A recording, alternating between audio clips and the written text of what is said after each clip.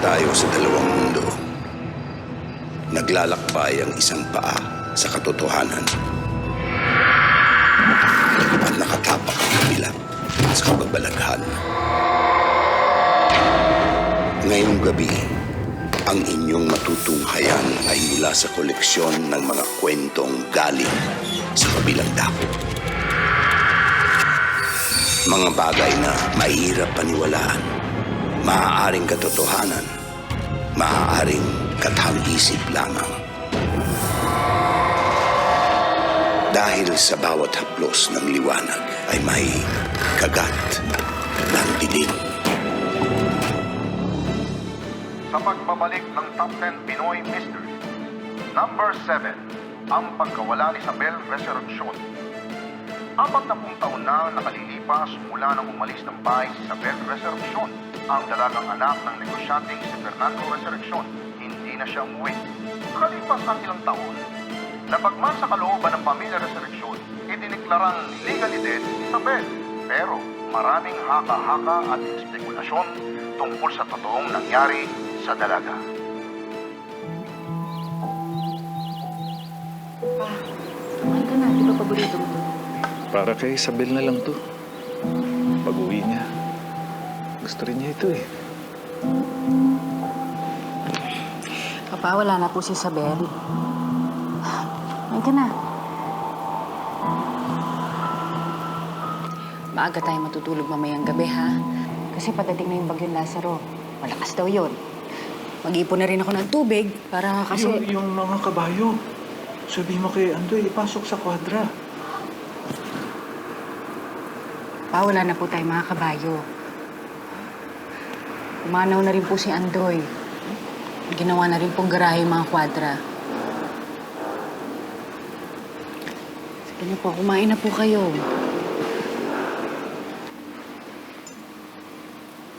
Para kay Isabel na lang ito. Pag-uwi niya. Gusto rin niya ito eh. Kasalukuyang kinakapit ng bagyong Lazaro sa Southern Luzon na nakalagay ngayon sa signal number 5. Sa bayan ng Pitanya, kumukuha ang Enzo Hospital na itinayo noon pang 1980. Napakaraming Dalawang pamilyang Pilipino dito ang naisipig ng crime. sumisigaw ang dugo mula sa lupa. Ano nangyari? Papa!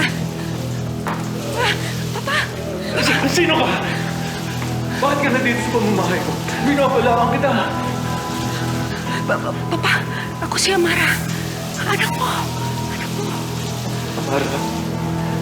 Ikaw ba? Ano nangyari? Papa, nananaginip po kayo. Alam niyo naman kayo kapag nananaginip, hindi niyo na po alam ang ilusyon sa totoo. Sige po, puna ko po kayo ng gatas para makatulog po kayo ulit.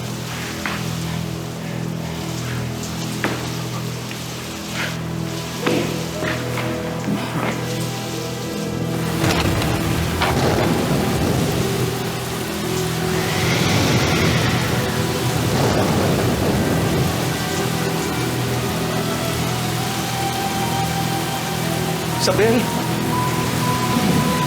Pauwi na ako.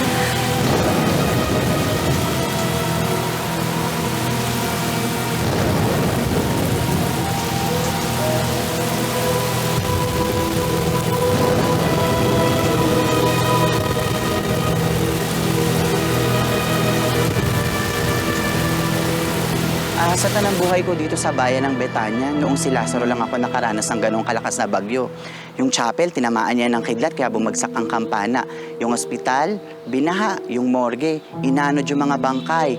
Yung Junicio Bridge, inanod din ng ilog. Sabi ko sa inyo, parang binisita ng Diablo tong bayang ito. 4 na dekada nang nawawala si Isabel. Paano mo masasabing siya tong babae na to? Si Isabel, ito Amara. Ito ang kapatid mo. Bakit ba hindi mo tanggapin ang kapatid mo?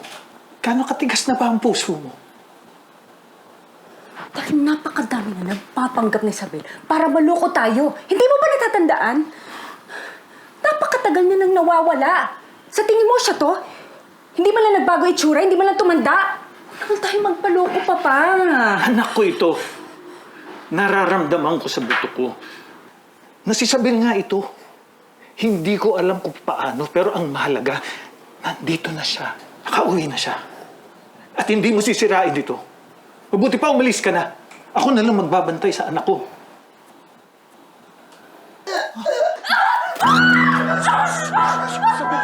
Nakauwi ka na sila. Ligtas ka. Amara!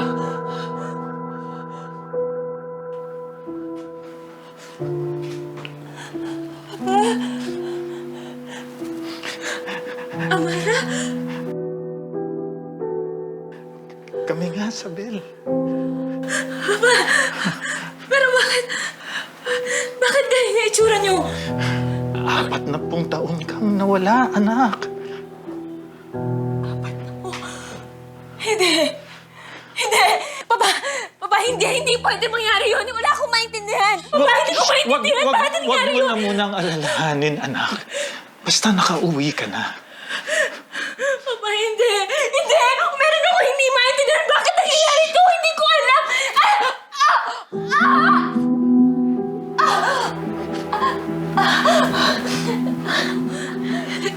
Kailangan ko kumain.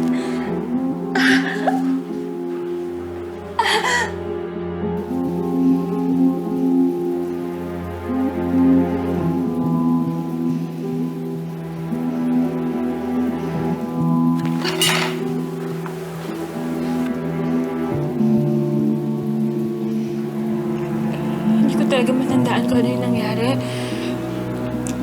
Ang natatandaan ko lang, pauwi na ako nun. Tapos biglang dumilim. Madilim. Tapos biglang bumagyo.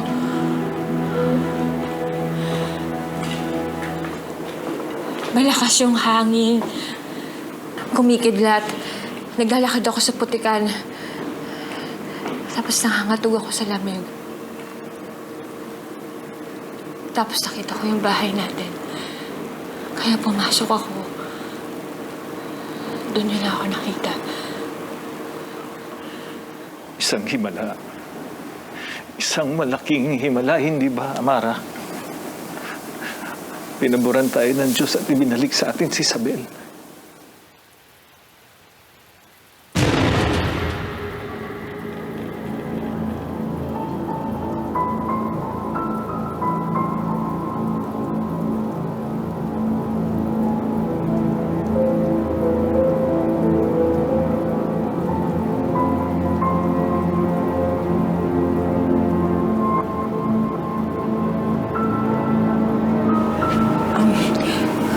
Huwag ka muna magpakita sa mga tauhan.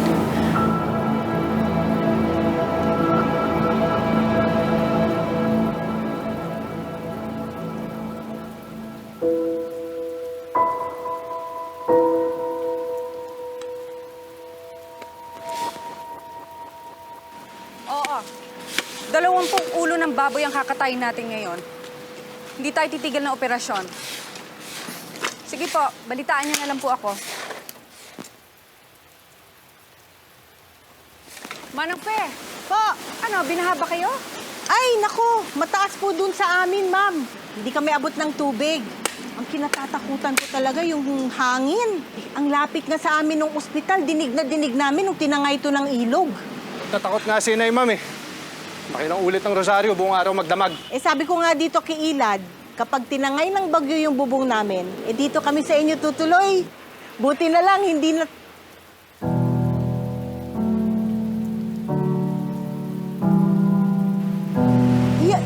Yan ba si... Pamangkin ko po siya sa pinsan. Nagbabakasyon lang. Akala ko po si... Kaya nga siya paborito ni Papa.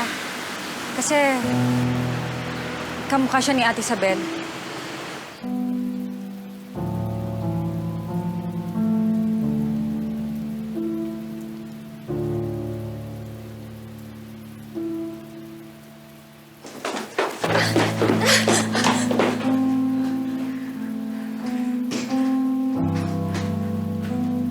Di ba sinabi ko sa'yo, huwag ka magpakita sa mga tauhan? Nananadya ka ba?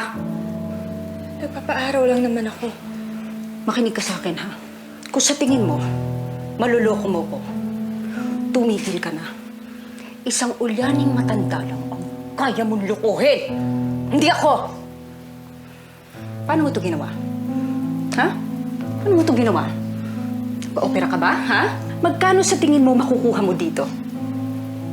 Nag-iisa ka lang ba? May kasama ka? Ha? Magpakasaya ka na sa bahay na to hanggat may oras ka.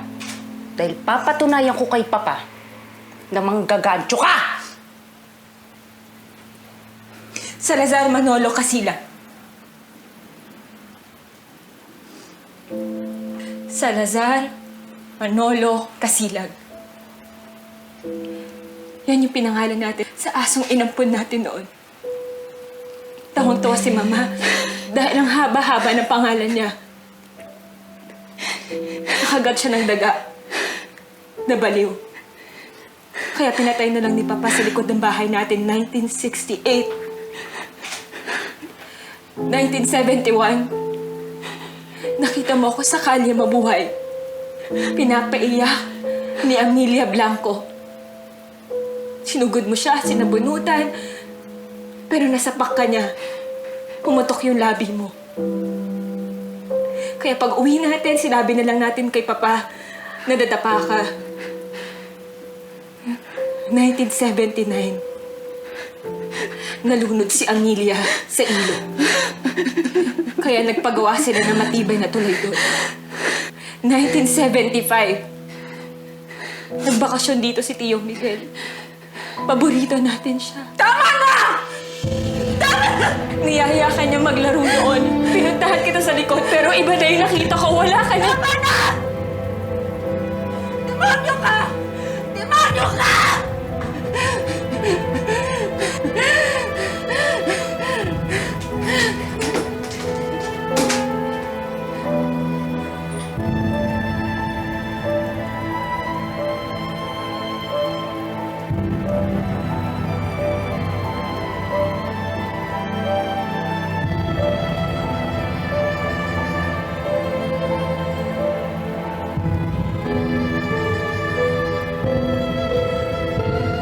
Dapat magpapista tayo.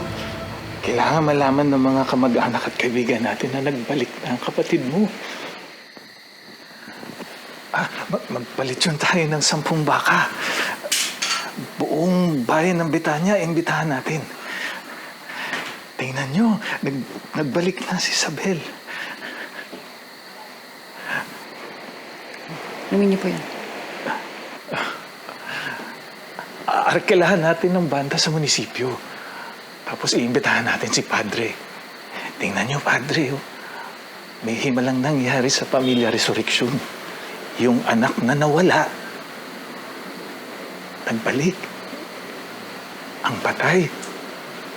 Nabuhay. Sige po, inom na po kayo ng gamot niyo.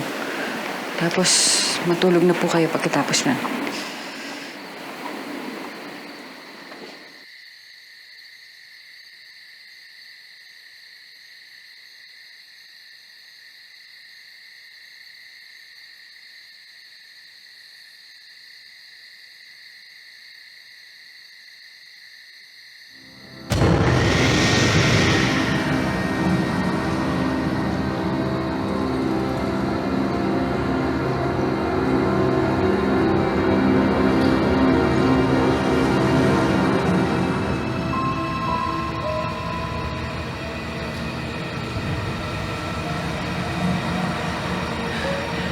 Ate Isabel?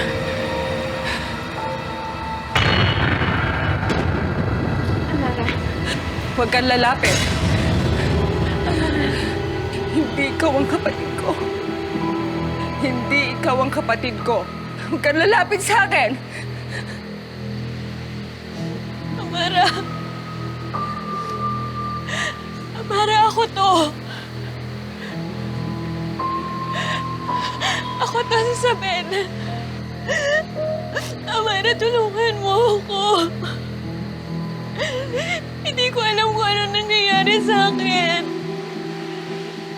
Isang araw normal lang ang buhay ko. Sa isang iglap, Nabago yun lahat. Amara, na pag-iwanan ako ng panahon. Naintindihan mo ba yun? Sana patawarin mo ako. Sana tulungan mo ako. Parang awa mo na. Hindi ko alam kung sino ka or kung ano ka. Pero ang alam ko, hindi mo kagustuhan ang nangyayari sa'yo.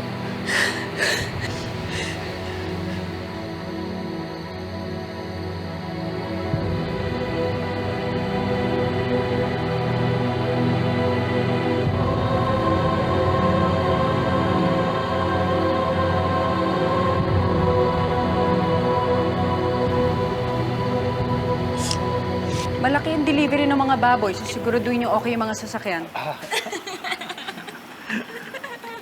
Sige po, tawagan niyo na lang po ako kapag okay na yung delivery.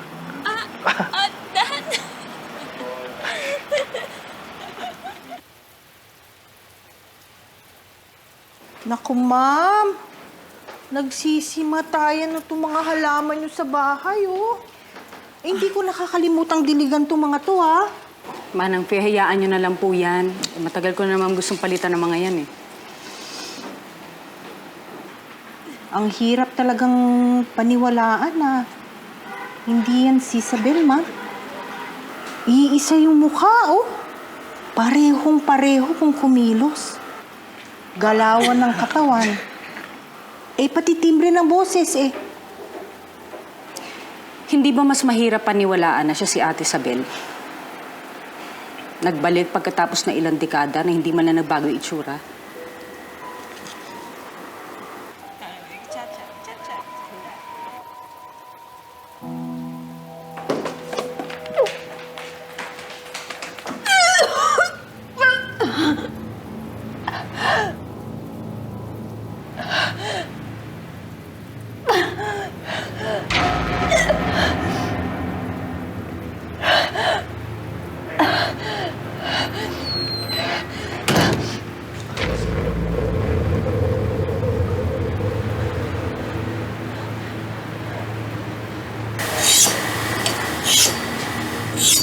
Alam mo, kamukhang-kamukha talaga nung pamangkin ni Ma'am Amara si Isabel niya. Nakapagtataka. Gano'n kaganda si Isabel, Nay? Oy, tigilan mo yung iniisip mo, ha? Baka pareho pa tayo matanggalan ng trabaho dito, oy. Maswerte na nga tayo. Dito tayo nagtatrabaho at hindi dun sa katayan. Nagtatanong lang naman po, Nay. Oo na. Maganda nga si Isabel. Hinayang na hinayang nga ang lahat nung mawala yun, eh.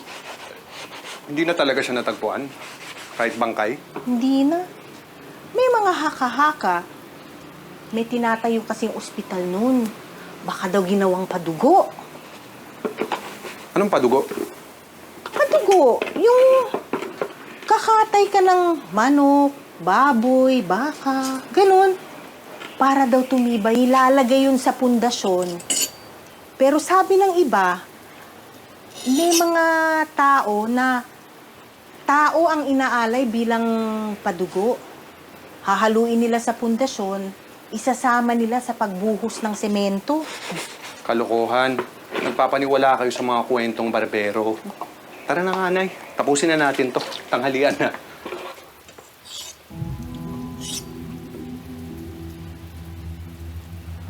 Almost all creatures consider blood as spiritual currency.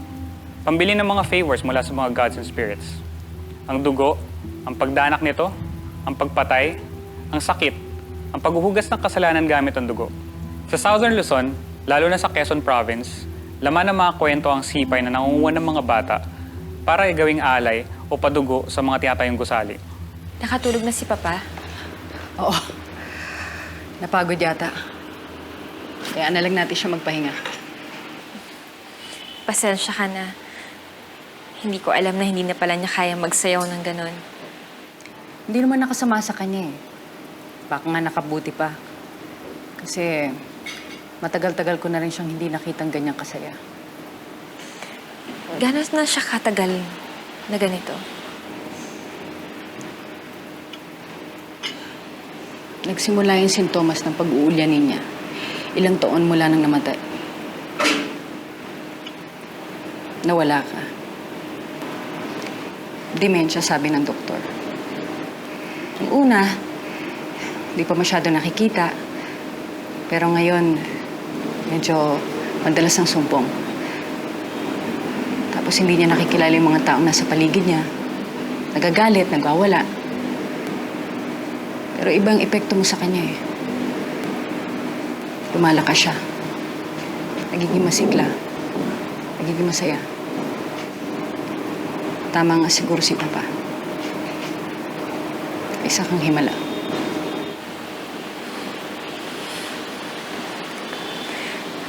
Parang hindi ko naman na nararamdaman na isa akong himala.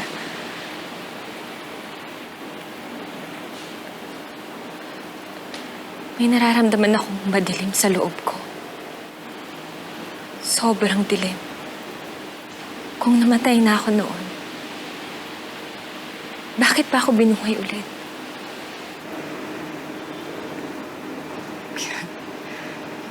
Hindi naman niya nalalayo sa kalagayan ng lahat, di ba? Lahat naman tayo hindi hiniling na maipanganak sa mundo. Pero Amara, hindi lahat ganito. Meron akong kakaibang gutom para sa karne at dugo. Isabel? Paano kung gutumin ulit ako?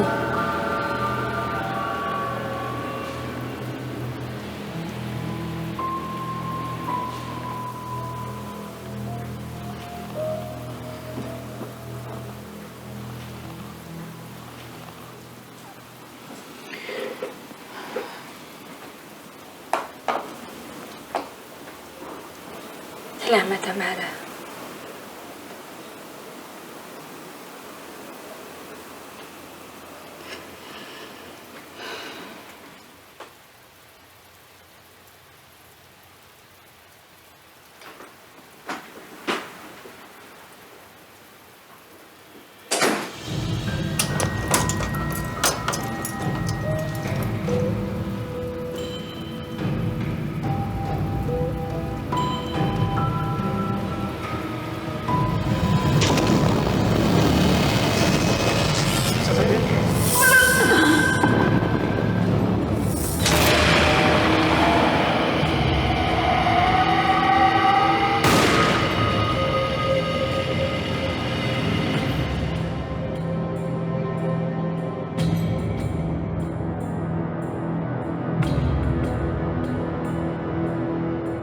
Nagkakasundo na ba kayo? Punta na po doon. Nung mga bata pa kayo, hindi kayo mapaghiwalay. Magkalapit ang mga puso ninyo. Sa lahat ng bagay, magkakampi kayo. Kaya nung nawala si Isabel, napunit pati kaluluwa mo. Lahat naman po tayo, Papa. Oo, pero mas nawasak ka. Ilang buwan kang hindi nakapagsalita. Akala ko habang buhay ka ng ganun.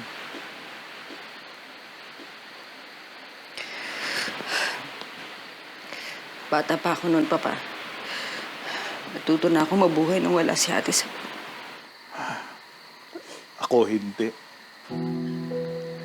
Sinisi kita kahit hindi mo kasalanan. Kaya tuloy na palayo ang loob mo sa akin. Papa, hindi totoo yan. Huwag mo na pagkaila. Kasalanan ko yun. Ipinagluksa ko ang nawala. At kinalimutan ko yung nandiyan pa. Patawad, Amara. Tulog ka na nga. Sige na, matulog ka na.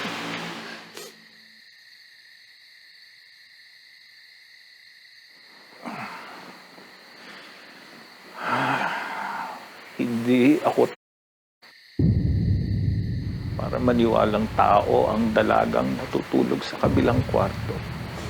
Nilalang ng laman at dugo. Pero kung ano man yun, sa kanya ang kaluluwa ni Isabel.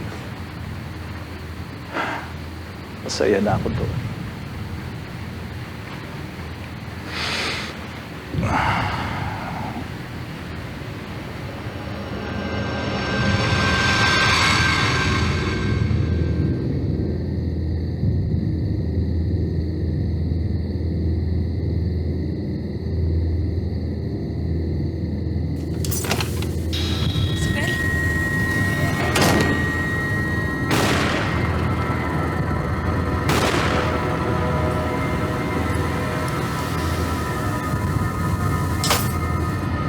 Shoot! Yun! 3 points! Ilan? Nak, wala na yung mga kainuman mo. Andiyan ka pa rin. Tara na, uwi na tayo. Sige, Nay. Mauna na kayo. Busin ko lang to. Sayang eh. Siguraduhin mo lang maaga ka magigising bukas. May trabaho pa tayo dito. Sige, ho.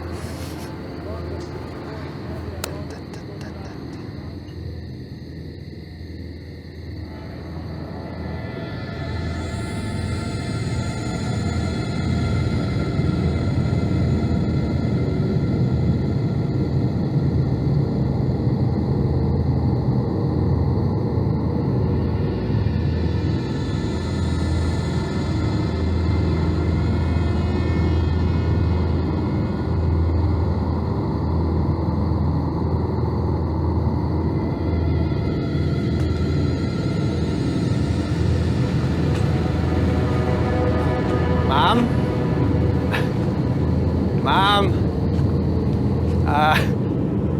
Hindi ko nakuha ang pangalan mo, ma'am.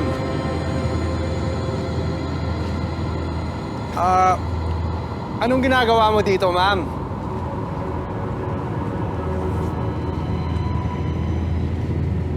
May diferensya ba kayo sa utak, ma'am?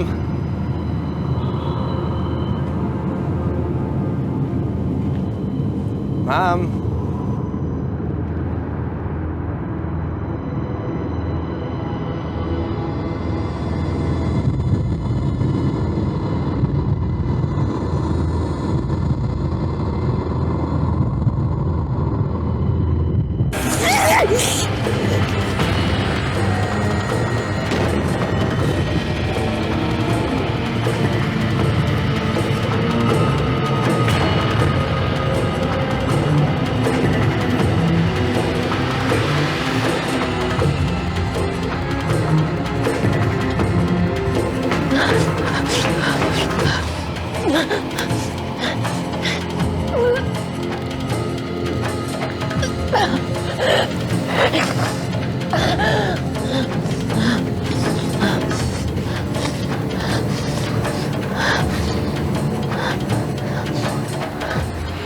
Ate Isabel. Huwag ka lalaki. Ate Isabel, anong... Kailangan ko mag-aalay ng dugo at laman sa lupa. Hindi ko alam kung bakit alam ko to, pero kailangan. Ang lupa ang nagbibigay sa akin ng buhay. Pero mahal ang singil niya. Dahil sa kang padugo.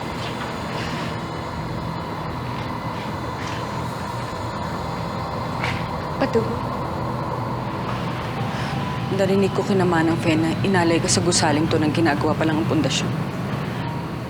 Isang katutubong paniniwala. Siguro inagos ng ilog ang gusali, kaya nakawala ka. Pero parte ka na ng kapangyarihan ng lugar na to. Namatay na ako noon. Sana hindi na ako nabuhay kung ganito lang din naman pala ang gagawin ko. Sana nabulok na lang ako sa lupa, kinain ng mga bulate. Ate Isabel, ang dami mong niluwal. Saan mo kinuha ang karne at dugo?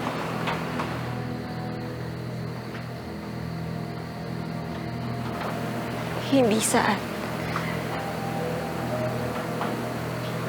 Kanino?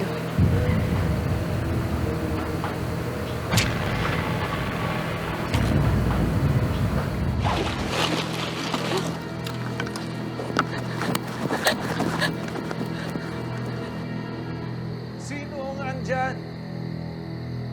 Amara! Isabel! Amara! Isabel! Papa, andyan na po.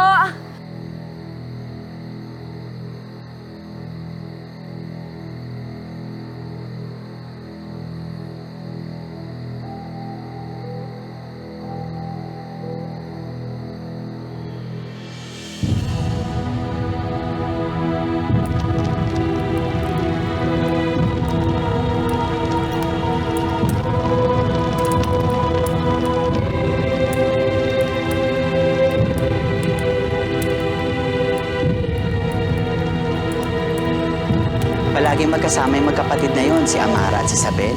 Pag pinatos mo yung isa, parehas sa resback sa inyo yon. Pero napapansin namin hindi parehas ang trato ng ama sa kanila, si Don Fernando. Kasi ang paborito nun, si Isabel. Dapat, pag may paborito kang anak, hindi mo pinapahalata. Dapat maramdaman pa rin nila na pantay-pantay yung pagmamahal mo sa kanila. Magandang umaga, sir. Suman. Magandang umaga, Fe. Parang mag-isa ka. Asan si... Ilad. Oh, si Ilad. Naku, hindi ko nga ho alam kung saan nagpunta. Nakipag-inuman ho kasi kagabi. Oo. Tapos biglang umalis. Baka nga nakipag-inuman pa ulit sa iba. Pero sinabihan ko naman ho siya na maagang magigising at may trabaho pa kami dito. Pasensya na kayo, sir, ha? Ganyan talaga kapag binata. Kailangan mag-aliw paminsan-minsan. Ako rin naman. Palagi ako sa mga barkada ko noon. Kabataan ko. Para kaming mga isda kapag tumutunggahan ng alak. Malamang sa hindi, nandun na yun sa inyo. Tulog. Baka nga ho. Ay, naku. Makakatikim sa akin ng lalaking pag-uwi ko.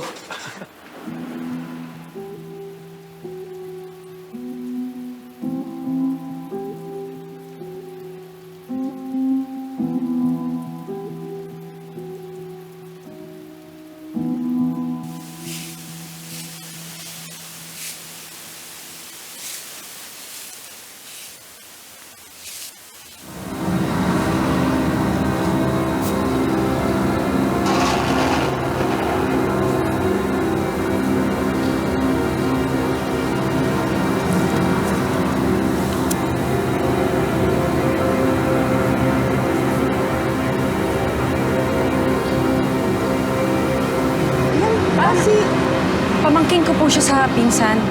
Nagpapakasyon lang. Ano kaganda si Isabel, Nay? Maganda nga si Isabel. Hindi na talaga siya natagpuan. Baka daw binugo.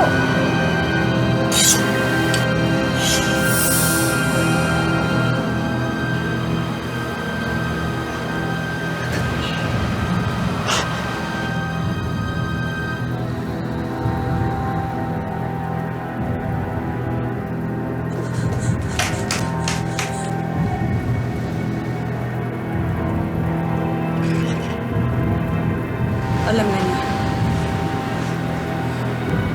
Paano ka naman nakasigurado? Walang ka pa, Ate Isabel. Nakita mo ba itsura niya? Alam niya na nasunog yung anak niya sa likod ng bahay natin. Hindi siya pwede magsumbong. Lulusugan tayo dito. Amara, ako ang pumatay kay Ilad. Kailangan ko pagbayaran yun. Pinapangako ko, hindi kayo madadamay ng baba. Ako lang may kasalanan dito. Hindi ako papayag. Mawala ka ulit.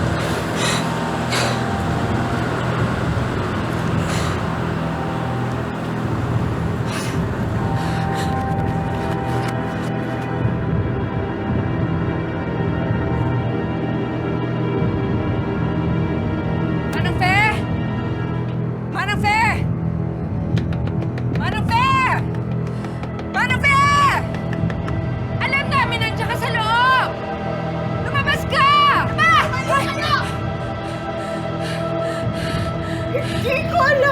kung anong klaseng mga maligno kayo. Pero hindi niyo ako susunugin. Katulad na ginawa niyo sa anak ko. Magbabayad kayo! Manang Fe! Manang Fe! Wala kaming kinalaman sa sinasabi mo. Ibaba mo yan! Hindi! Ibaba mo yan! Manang Fe, gusto ko lang namin... Ah! Ate Isabel! Ate Isabel! Ate Isabel!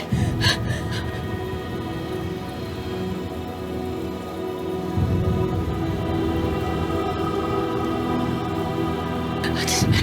Ate Isabel!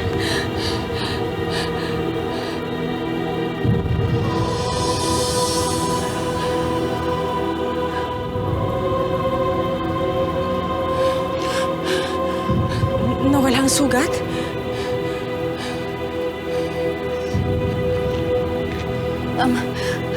Papunta si Manang Fe sa guho. Tara na.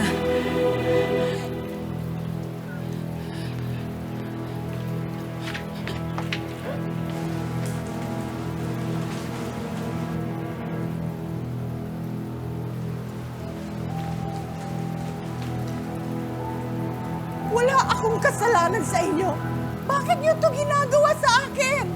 Tapat akong nagsilbi sa pamilya ninyo. Patawad, Manang Fe. Ganun siguro talaga ang buhay. Kung hindi ikaw ang matador, ikaw ang kanin. Ate Isabel. Sige! Patayin mo na ako. Gawin mo na akong padugo. Wala na rin namang saysay ang buhay ko dahil pinatay mo na ang anak ko. Patayin mo na ako! Halimaw!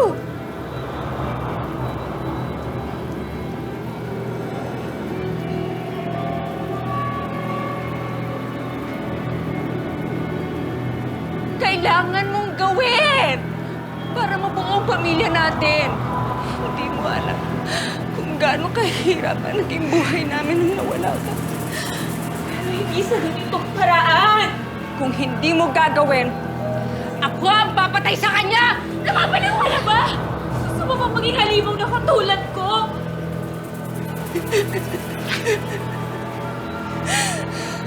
Matagal na ako halimaw. Dahil ako ang dahilan kung bakit naging padugo ka. Ako ang nagbenta sa iyo sa sipag. Naggumawa ng ritual ng ginagawa pa to hospital.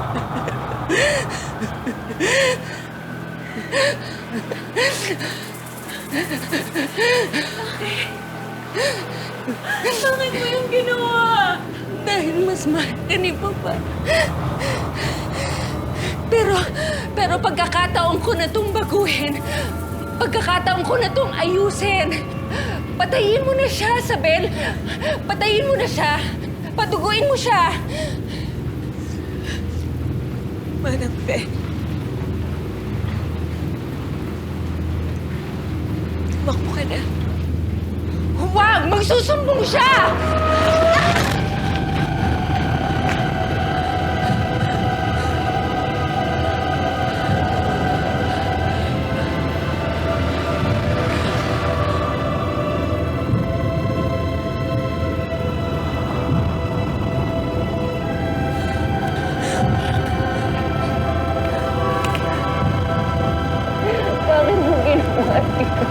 Bakit mo ginawa yun? Susumbong nila tayo at lulusubin. Mabubuhay ulit yung pamilya natin. Tama na, Ana. Pagod na ako. Ate Isabel, pahingahin mo na ako. Ate Isabel. Hindi.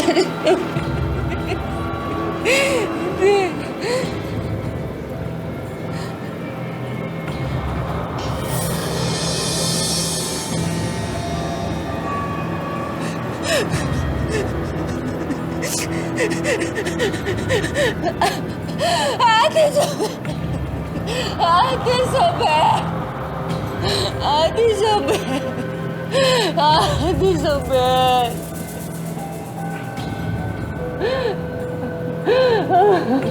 Ano nangyari? Asan ang mga anak ko? Si Amara, si Isabel. Asa si Isabel? Totoo ba ang sipay na nangunguha ng mga bata? Totoo ba ang mga nagpapadugo ng tao bago magbuhos ng semento sa mga tinatayong gusali? Wala namang ebidensya. Pero, hindi inosente ang mga ninuno natin sa human sacrifice. At kung alam mo ang liko ng utak ng tao, kapag hindi totoo ang halimaw, maaaring may magtangka pa rin ulit gumawa nito.